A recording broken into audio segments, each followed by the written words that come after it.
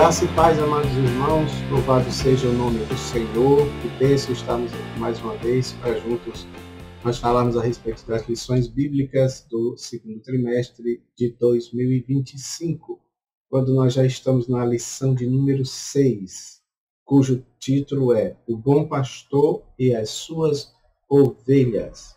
O texto áureo diz: Eu sou o bom pastor e conheço as minhas ovelhas, e das minhas ovelhas sou conhecido. João capítulo 10, versículo 14.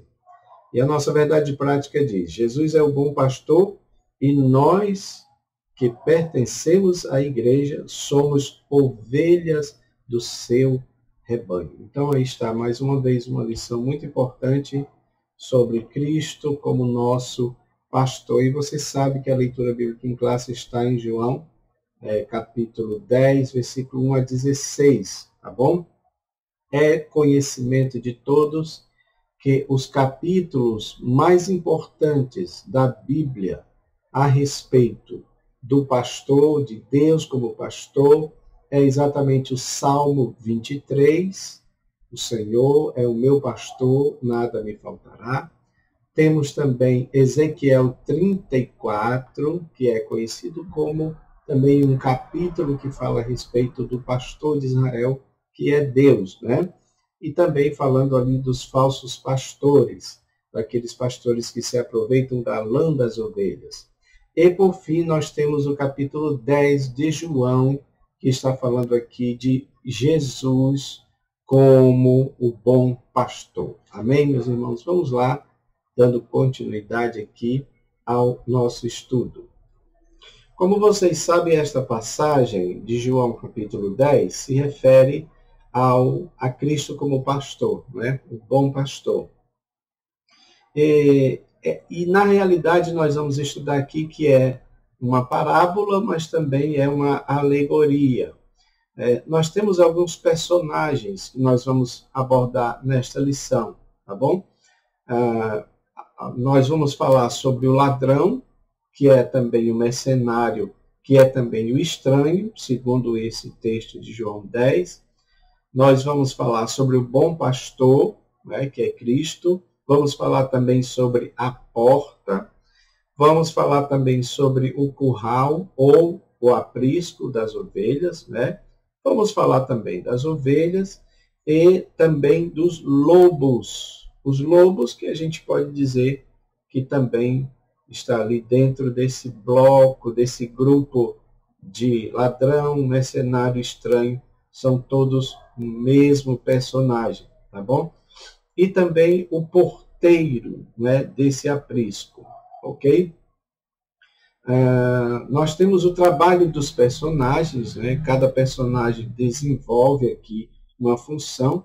Por exemplo, o pastor, ele cuida das ovelhas, não é?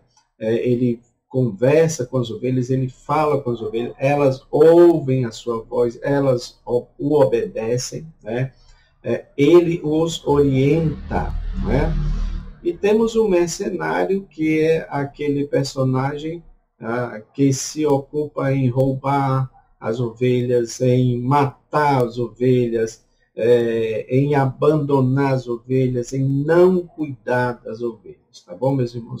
Queridos, nós temos também aqui o esboço, o gráfico, o esboço da nossa lição, tendo o primeiro ponto como Jesus, a porta das ovelhas, aí vai falar do contexto, da porta, da mensagem da porta, né? Temos também o aprisco das ovelhas, segundo ponto, que aí se aborda sobre aquilo, se é parábola ou é alegoria. Aí temos o aprisco das ovelhas e um lugar de proteção.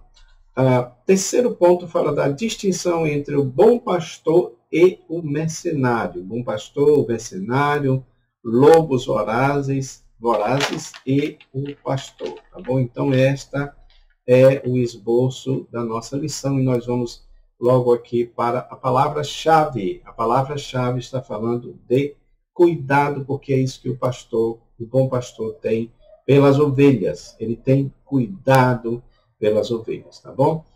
O contexto, meus irmãos, dessa parábola, desse fato que Jesus conta, é claro que aqui está se referindo àquilo, o contexto anterior, a cura daquele cego de nascença, né?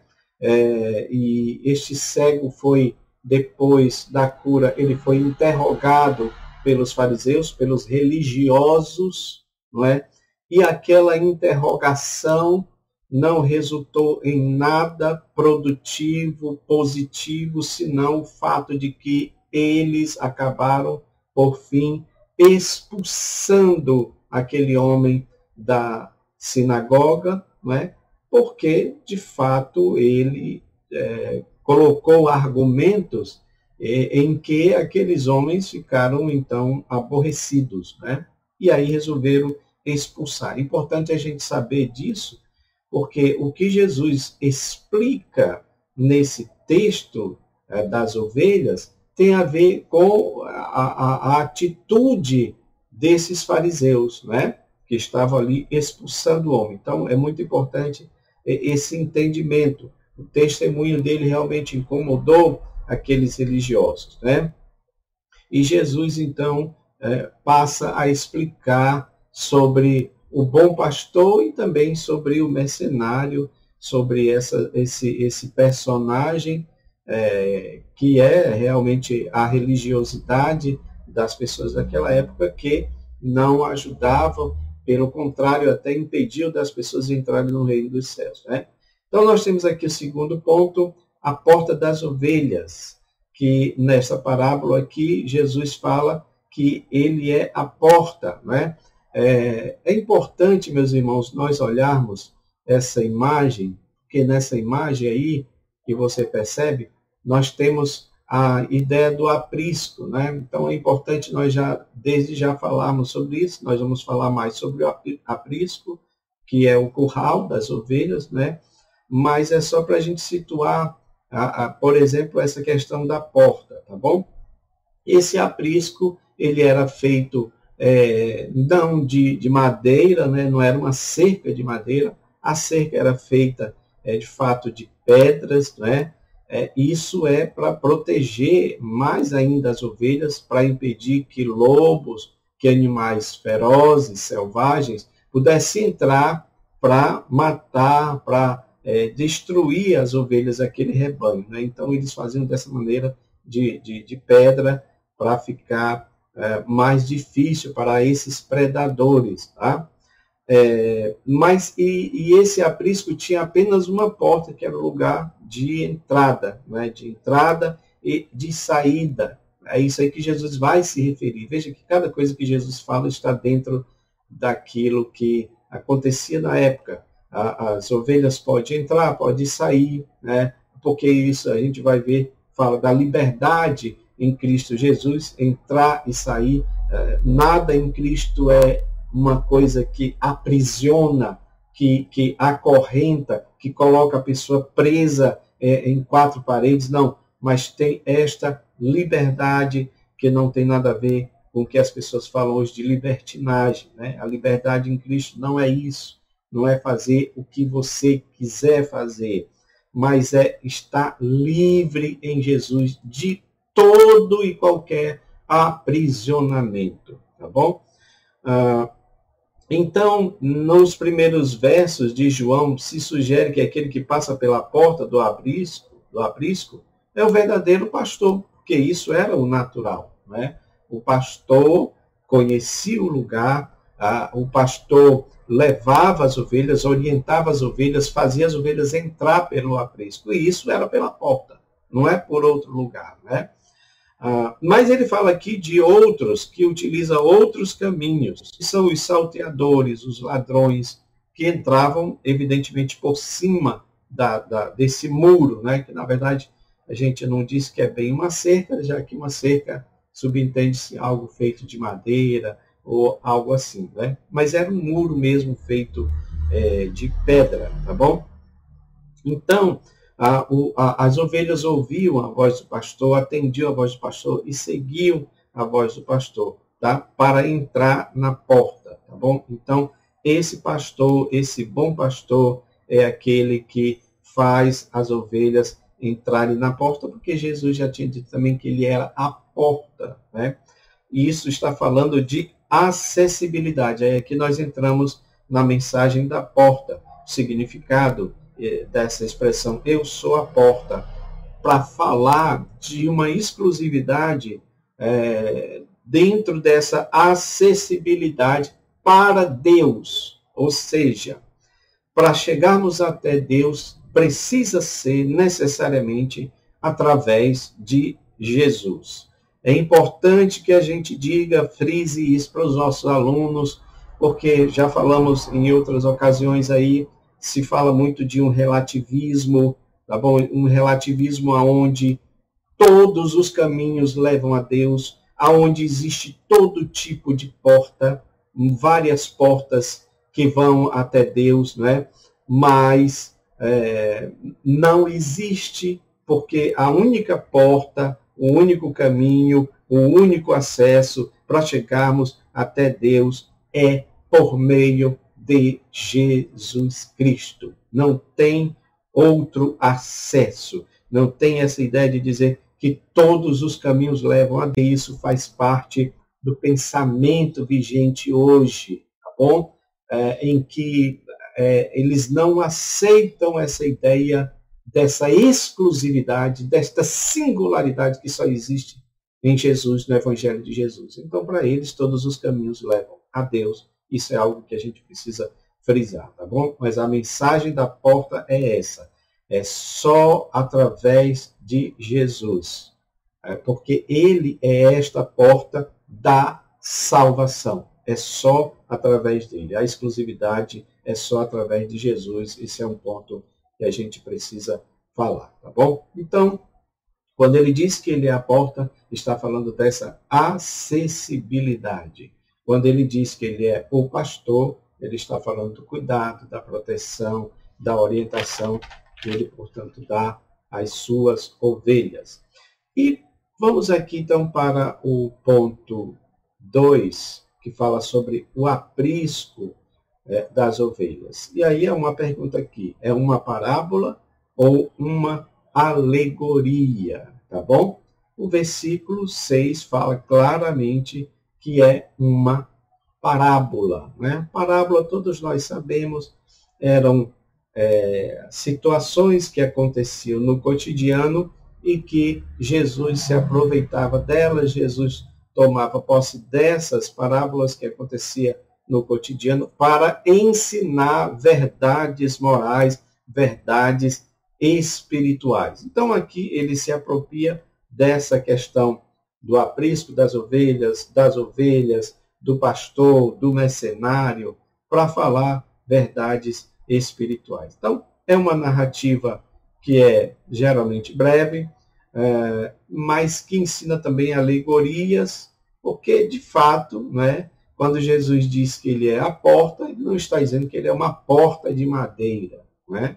Mas ele está utilizando disso porque uma porta é um local de entrada e saída, portanto, acessibilidade. Tá? Acessibilidade. Então, Jesus comunicava as lições de forma sistemática, utilizando essas parábolas, né? Dessa forma, a figura do pastor e das ovelhas são símbolos para ilustrar esse ensinamento de Cristo sobre o pastoreio das ovelhas no aprisco. Lembrando que esse pastoreio, ele é profetizado exatamente no livro de Ezequiel, no capítulo 34, quando ele diz que iria suscitar, levantar um pastor, um verdadeiro pastor, porque ali o profeta, Deus estava através do profeta denunciando os falsos líderes que se aproveitavam das ovelhas, só queriam a lã das ovelhas, só queriam extrair dividendos, extrair dinheiro, poder monetário das ovelhas, mas não cuidava da doente, da desgarrada, não ia atrás. Então, estava profetizado que Deus iria levantar um pastor que cuidasse dessas ovelhas. E eis aqui, nesse texto de João 10, esse pastor se manifestando, porque exatamente as ovelhas estavam dispersas, as ovelhas estavam completamente distantes de Deus, porque aqueles que seriam os seus pastores, aqueles que seriam os orientadores para levar essas ovelhas até Deus, não estavam cumprindo esse papel, né? Tanto é que você vê isso claramente no que aconteceu com o cego, né? O caso do cego é um exemplo clássico, claro, sobre isso daí, porque enquanto eles expulsam aquele homem que era cego, porque eles não aceitavam que alguém estava tendo esse poder para fazer aqueles tipos de milagres, né? De fato, eles não queriam, tratavam essas pessoas como pessoas de quinta categoria, ou seja, pessoas pecadoras, pessoas infiéis, pessoas que não eram dignas. Isso fica claro no diálogo do cego, do ex-cego, né? Agora ex-cego, com aqueles homens, né? Quem és tu para ensinar para nós, né? Ou seja, o homem, quando a gente vê o diálogo dele, de fato, ele aborda um argumento muito importante, né? Porque ele diz que nunca ninguém viu alguém abrir os olhos de um cego de nascença. E eles estavam querendo dizer que Jesus era pecador. Mas aí o cego diz, Deus não ouve pecadores, então como é que este aí, que vocês dizem que é pecador, fez este milagre? Então eles não tiveram o que falar, a não ser expulsar. Mas olha que coisa interessante, né, meus irmãos? Ele foi expulso, mas ele foi abraçado por Cristo. E isso aqui também é uma lição muito importante, não é? Jesus curou a cegueira física daquele homem.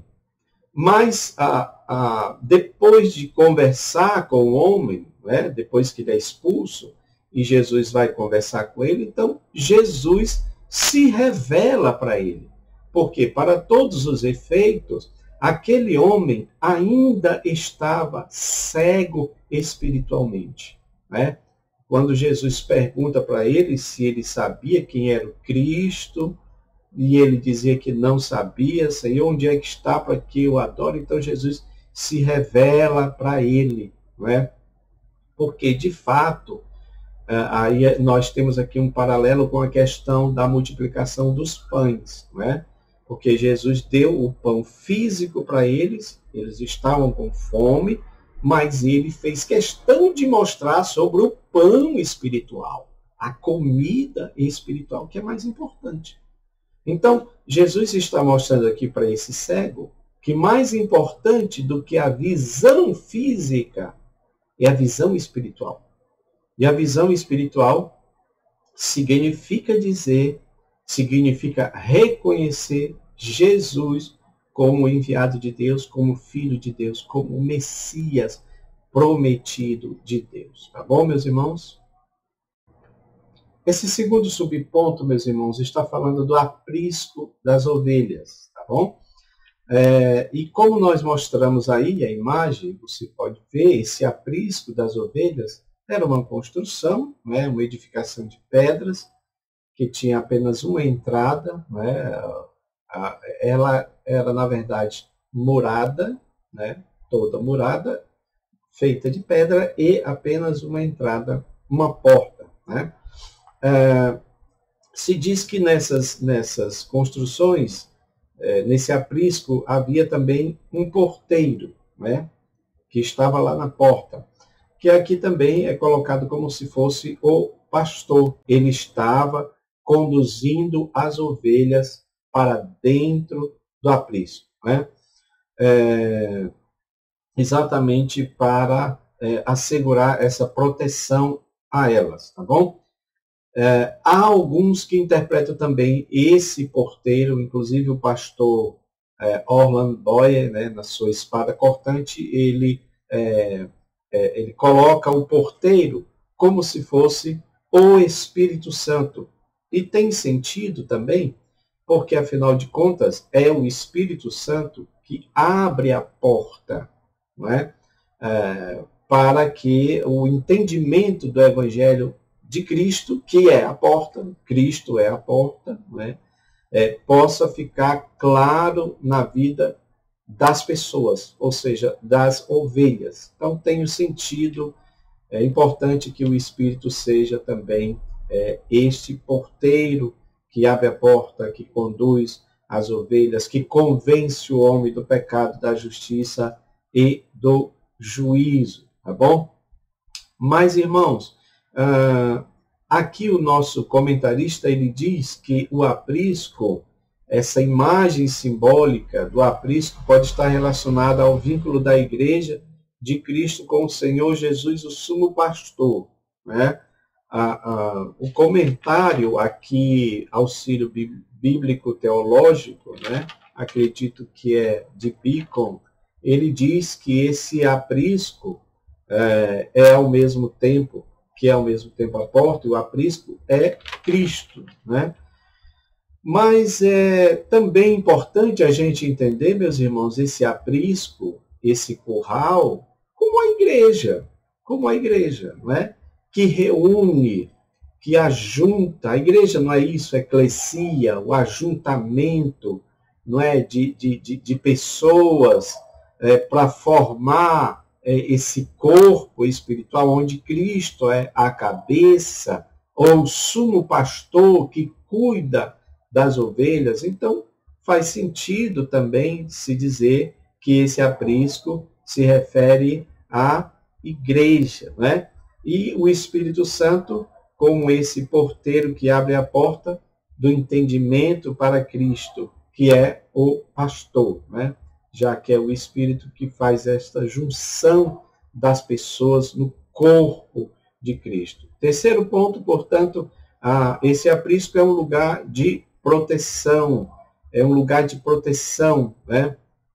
Esse lugar de proteção é importante que a gente se diga, porque se está falando da igreja, então a igreja precisa realmente ser esse lugar de acolhimento, de abrigo, e nós estamos vivendo um tempo tão difícil em que as igrejas estão mudando o seu estilo, a sua forma de agir, de maneira que a gente percebe aos poucos, isso eu falo com muita tristeza, que o amor está se esfriando, e é claro que quando o amor esfria, não existe lugar para acolhimento das pessoas, mas sim, muitas vezes, julgamento, né?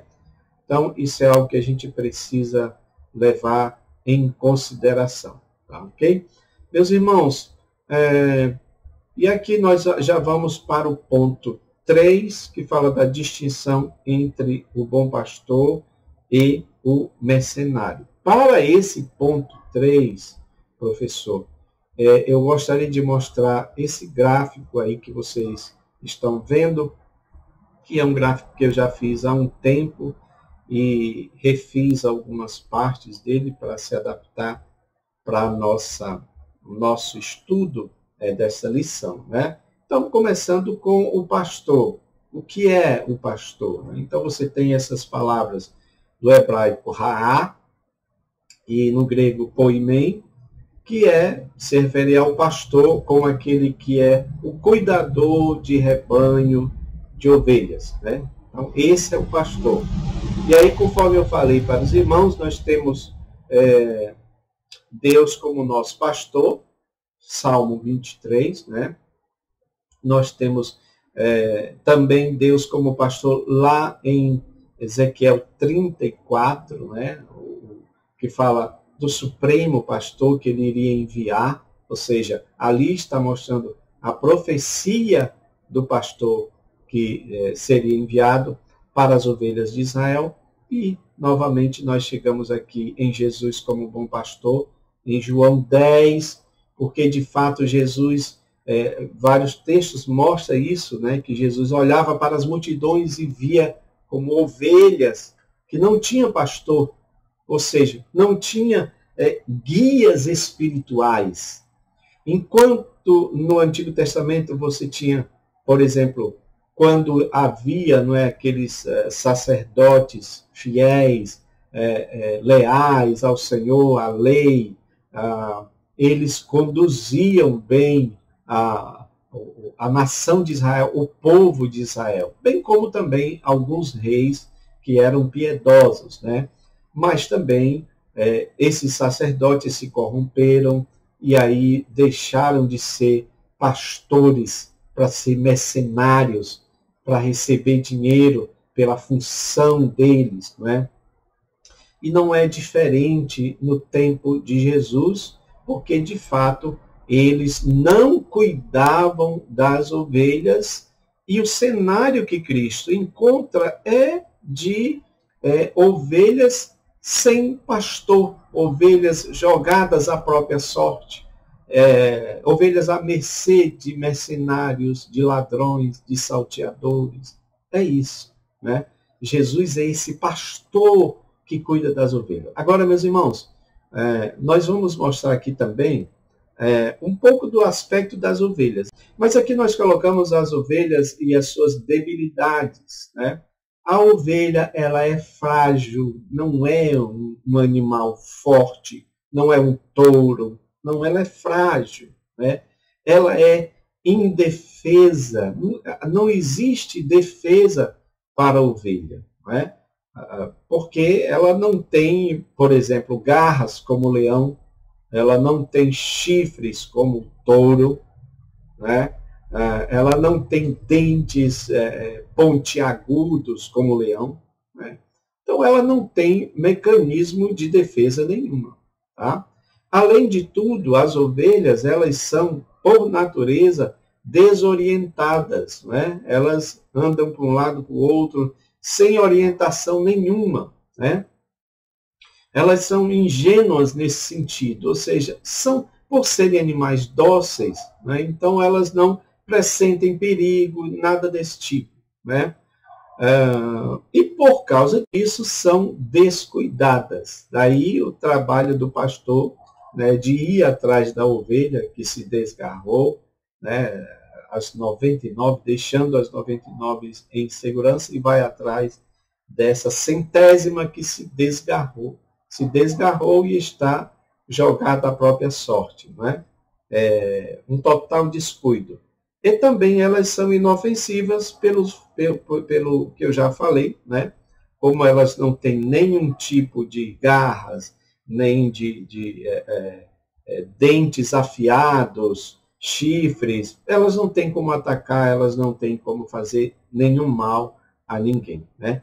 Então, meus irmãos, e Jesus falou sobre isso, a gente precisa ser simples como as pombas e prudente como as serpentes. Não podemos ser ingênuos, né? Não podemos ser descuidados no servir a Deus, no buscar o Senhor, né? Em relação a ser inofensivo, nós não podemos ser inofensivos com o mal. Nós não precisamos ter essa parte da ovelha de mansidão, de ovelha para ovelha, porque a Bíblia diz que os mansos herdarão a terra. Mas esse ser inofensivo para o mal, não. A gente precisa ser aguerrido, a gente precisa ter, não é, essa disposição para lutar contra o mal, tá bom? Meus irmãos, e também nós temos aqui a característica do sumo pastor, que aqui não está falando, né, do bom pastor.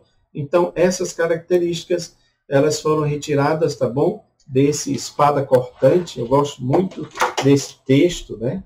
Aqui, olha, desse texto do pastor Orlando Boyer, espada cortante, tá? Então, primeira característica do sumo pastor, do bom pastor, é que ele vai adiante das ovelhas, né? Ele diz para as ovelhas segui-lo. Ele não diz para as ovelhas ir na frente. Ele diz para as ovelhas vir atrás, seguir ele. Isso é muito importante, significativo. Por quê? Porque Cristo é o modelo, é o referencial de pastor. Nós nos baseamos nele, né? Um pastor humano, ele pode errar, ele pode pecar, porque afinal de contas é também uma pessoa sujeita aos mesmos problemas que todos nós temos. Mas Jesus não, Jesus é o referencial. Então a gente precisa seguir ele. Né? Ele vai na frente e nós vamos seguindo ele. Tá? Por esse motivo, segundo a característica do pastor, é que ele conhece e chama as ovelhas pelo nome. Assim como os pastores daquela época, né, se dizia isso, que ele chamava as ovelhas pelo nome, elas conheciam, elas conhecem a voz do pastor. Né? Então, quando ele chama elas pelo nome, elas o reconhecem. A mesma coisa, quem é cristão precisa, né, conhecer a voz também do seu pastor quando ele chama, tá bom? Então, é algo recíproco. As ovelhas, ele conhece as ovelhas, aí o terceiro característica, e as ovelhas o conhecem. Então, precisa ter essa reciprocidade no nosso relacionamento com Jesus. Ele nos conhece e nós o conhecemos.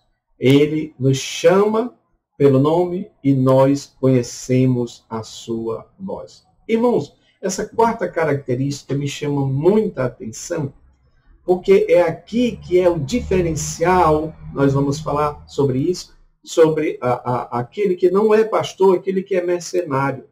Porque o pastor dá a vida pelas ovelhas. O bom pastor dá a vida pelas ovelhas.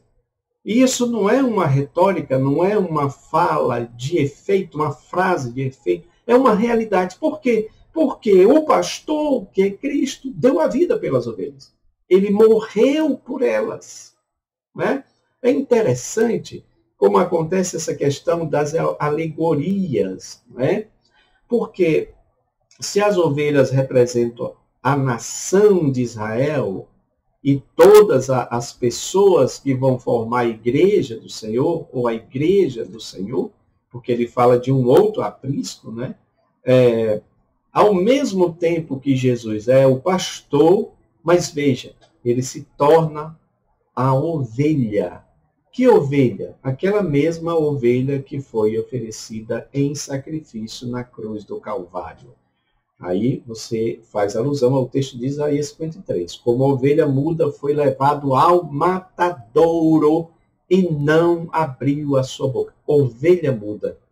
Então, veja, ele é o pastor que cuida das ovelhas, mas ao mesmo tempo ele está tão disposto a cuidar das ovelhas, a salvar as ovelhas, que dá a vida por elas. E como é que ele faz isso? Se tornando uma ovelha para ser um sacrifício, para morrer na cruz do Calvário. Glória a Deus pela morte de Cristo. Glória a Deus pelo sacrifício de Cristo.